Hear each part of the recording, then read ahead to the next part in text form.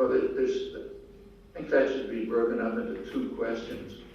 One is for an academic seminar. Let's discuss the perfect society. Okay, an interesting topic, academic seminar. The other question has to do with real world. What can we do to improve the existing situation? Perhaps with ideas about an ideal society as guidelines in the back of our mind, but not get there in one step. Actually, a very good comment about these things by a very intelligent representative of Australian intelligence, who pointed out that if you want to make tactical decisions, you should treat it like a chess game. You don't walk into a chess game, and if somebody asks you, what should I do? You don't say, mate the king. Yeah, that's what you should do, but that's not the problem. The problem is, what do you do about the pawn that's in the way? That's the problem. And I think that's what we should be dealing with. So in what sense is American democracy not working? We should ask ourselves that. The same applies to Europe, to Slovakia. Is it working or isn't it working? Well, the fact is the American democracy is working fine for the people who design policy. For the rich and powerful, it's doing beautifully. Just read the front pages of the newspapers. Goldman Sachs and JP Morgan Chase, who practically destroyed the economy, are now reporting their biggest profits in history, the huge bonuses. Yesterday, the front page of the New York Times pointed out that the effort to restrict bonuses is a complete joke because the managers receive stock options instead of bonuses. They're basically just borrowing from the public instead of stealing from the public, and they'll make even more money in the long run. So they're doing fine. So American democracy is working beautifully.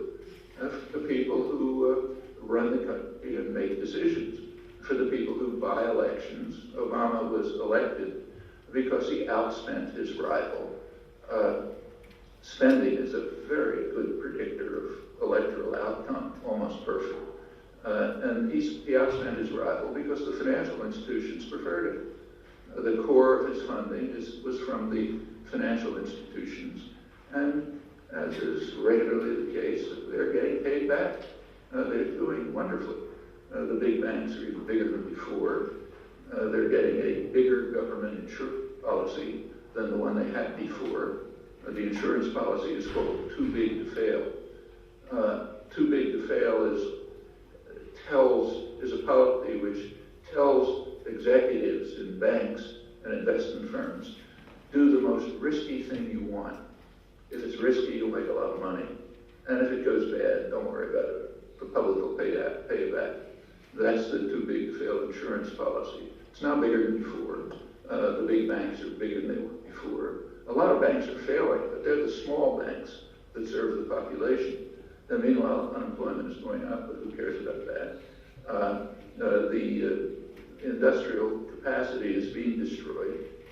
It's almost surreal if you look at it. And so you can read in the newspapers that General Motors and others are closing down their factories. That's not just a factory gone.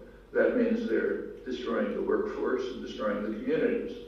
Meanwhile, at the very same moment, Obama's transportation secretary is in Spain, where he's using federal stimulus money to make contracts with Spanish enterprises to provide a high-speed railway for the United States, which very badly needs it.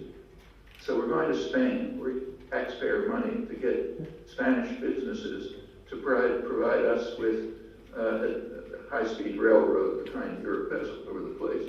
And meanwhile, destroying the industrial capacity that could produce it in the United States.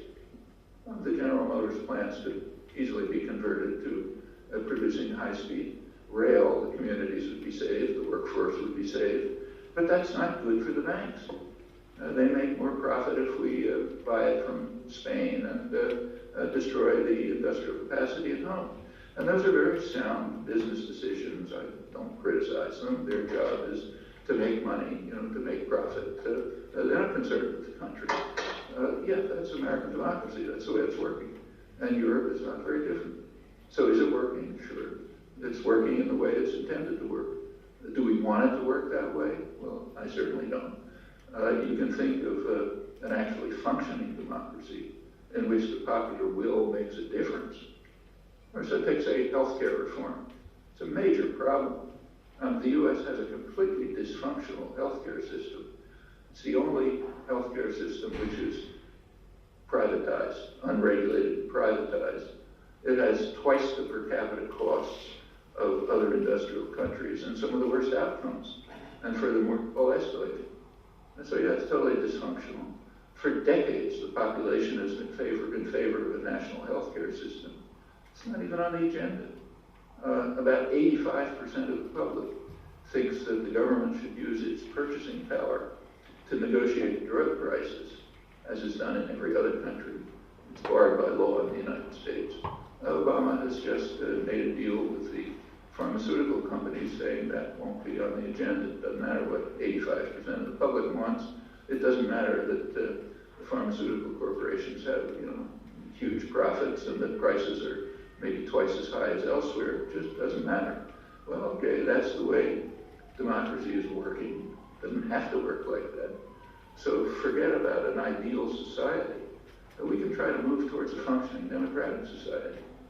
That's not utopian.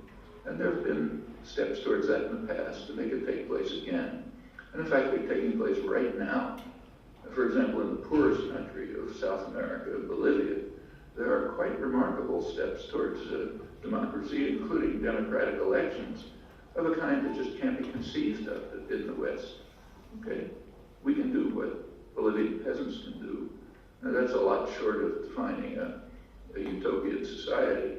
I think there are things to say about long-run goals. I could talk about them. But I think the overwhelming problem is to reach short-run achievements which will help lay the basis for moving on to something much better. Yes, maybe during your next lecture, your next presentation, we will hear more about how this functional democracy could be created.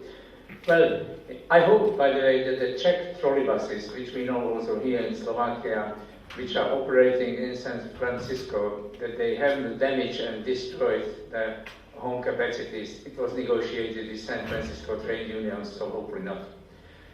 But let's proceed to the question number 13, which is about the role of small countries. Question number 13.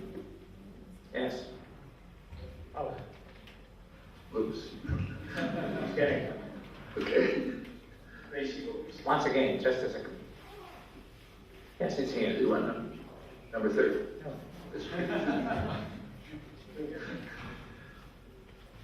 A lot of good questions are passing by quickly. Canada? Do you want me to talk about Canada and Slovakia? Yes. Do I believe that small countries can play a role? Yeah, of course they can. Just like individual people can play a role. So take, say, Canada. I mean, Canada has in the past been partially independent of the United States. There's a reason for that, incidentally. Through the 19th century, in fact, back to the 18th century, the colonies, the U.S. Republic, tried to conquer Canada, but they kept being beaten back by the British. The British were too powerful. So the British kept Canada an independent country, unlike, say, Cuba. But now Canada is essentially being colonized in a different way.